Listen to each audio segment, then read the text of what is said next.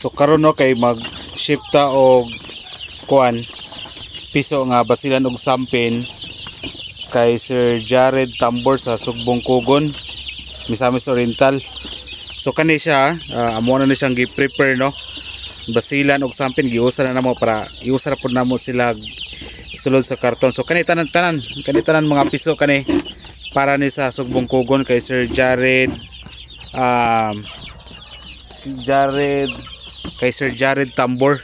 So daghan kayo salamat sa tuang buyer karon si Sir Jared Tambor. So yahan ni tanan piso 20 kabok basilan sampin.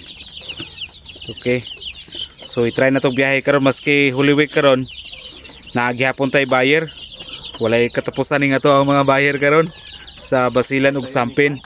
So inana siya ka indiman ang atuang basilan ug sampin kay usahay na bagyo nagapoy mo palit karon Holy Week karon pero naagyapon tay buyer.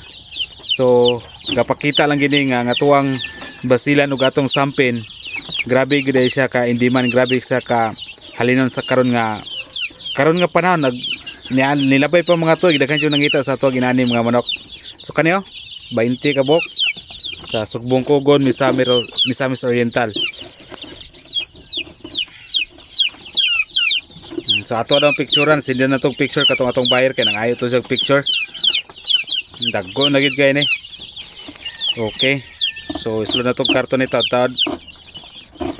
So kani sampin pila kabok bayi ni tanan upat ka sampin kulang pag duha ka bayi. Sige sulod boy, kulang na lang duha ka bayi. So another 2 sampin. Okay, kompleto na ang bayi, laki na lang duha ka laki boy. Okay nga sampin no. Okay, duha ka laki. So basila na sad ta. Laki ako na na. Laki. Kana kalaki boy, duha ka laki yang basila. Kanya basila no. Ipatubang ri ang ulo boy. Duha ka laki nga basilan. Duha ka laki basilan. Next bae na sad pulo ka bok. 2, 4, 6, 8. Ilan tulo. Kulang pag 7.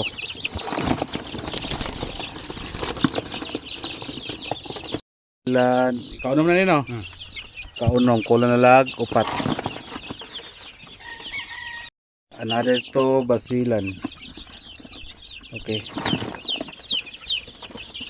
Kulang lag duha no. Nay nabilin? Ang sampin duha, sobrang na. Sige. So kani another 2 basilan kompleto na tanan. Tara yapon. Okay. Kulang. Iya para. Lahu uta ay. 2, 4, 6, 8. 2, 4. Maunita na no. 2, 4, 6, 8, 10, 12, 14, 16, 18. 20, 2, 4, 6, 8, 10, 12, Taghanan nila eh. 18, 20, 21. Di ka kanina sa pocket dire. Ha? Kugon naman.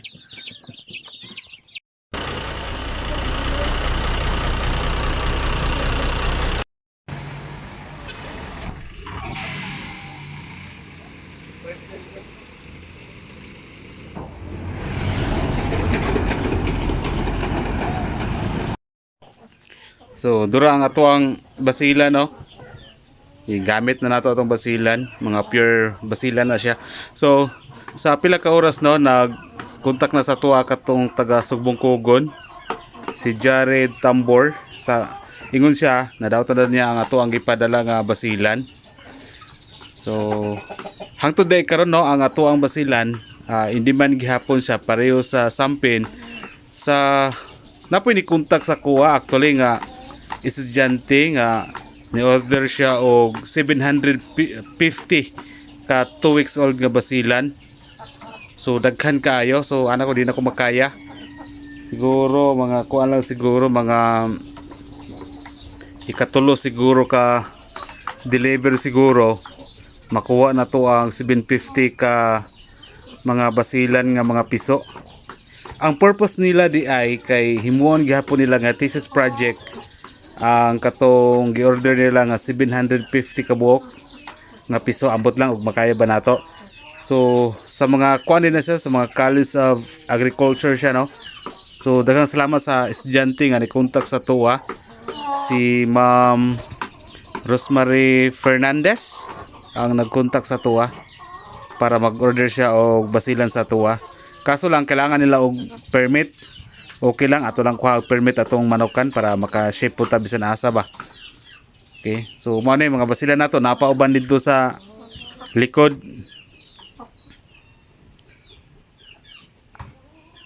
So karon medyo gamay-gamay na po ang ato ang piso nga nabilin kay nampoy nagpalit.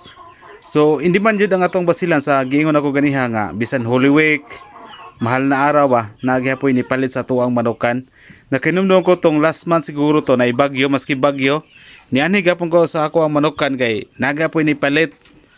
Basilan, sampin nga daghan kay burag atat yung kayong magatiman og basilan ba. Pati mga sampin nato.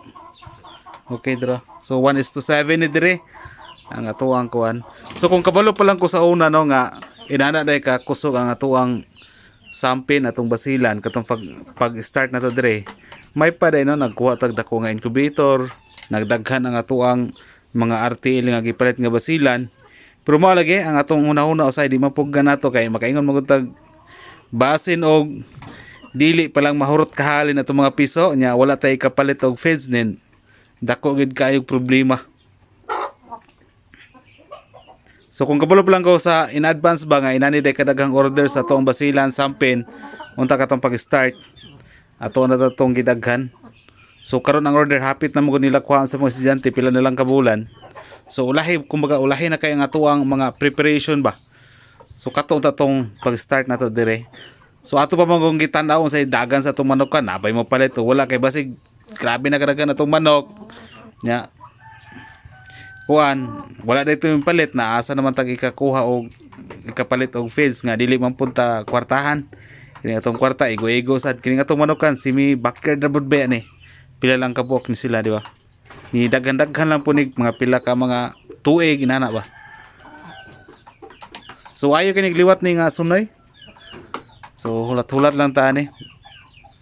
So kato magtong estudyante nga nag-order sa to sa College of Agriculture sa Arakan, North Cotabato sa to nga eskwelahan na CSFCF siguro to. Sa to di ko sure sa to ikuan.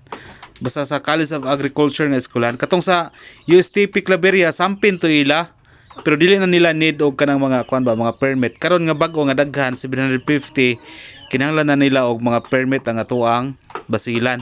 So for the first time siguro nga ang basilan na pod gihimo nga thesis project karon sa mga College of Agriculture. So dili lang 50, 100, 200 order. Kuyaw kayo kay 750 man gid ang order nila pero 2 weeks old ang ilahang gusto paliton. So inana siya ang kadaghan ang atuang ang gusto nilang paliton nga basilan. So karon kabalo naman ta nga nami gid tay stable nga market daghan man yung mamalit sa ato sa sampin, basilan sobra man siya ka in demand. Karon nagseparate na pod kog sampin, basilan nga mga baye ba. Nga himuon po natong breeders umabot. Target nato daghan-daghanon gid nato. So hinahinay lang kita kay kung kwartahan pa lang ta, dali ra kay paghimo ay sa atong mga plano kaso di mo ta kwartahan. Step by step ang atong pamaagi sa atong manukan kay lisod kayo sa usa ka plano mahimo na to dili magud inana kadali pod. Okay na siya nga mga plano kung kwartahan ta nya kay pobre ta. So dili gid siya ingon inana madali-dali. Hinahinay lang sa gud ta.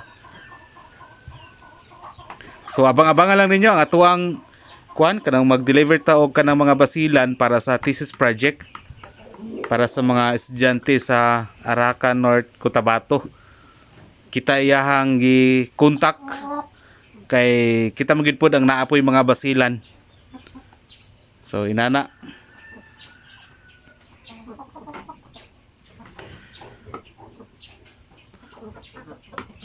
Actually na contact nila gipangutanan ako siya asa ko nila kita sa ako ang page mo daw sila nakakita. Okay. So dako jug tabang ang social media. Kaya kung wala ang social media, wala po tayo kuan dire. Wala po tayo sa tawag na. Maglisod po siguro tag baligya. Karon mga panahon na mga social media na magunta, halos tanan mga vlogger na. Ang kita di sa tapaulahe.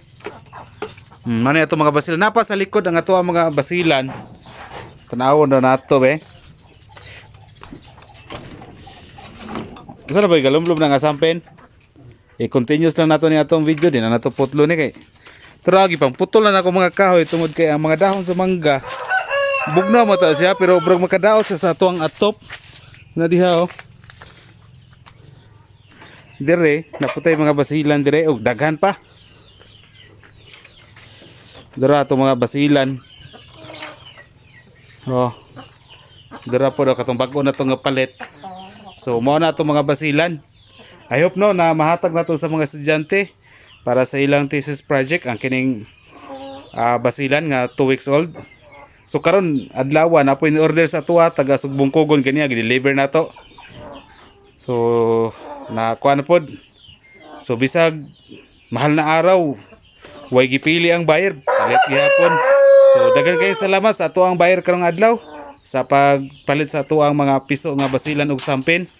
Kalaw sa Ginoo makapalit na gyud siguro ta nag bugas siguro og feed sana. So mao na to og daghang salamat.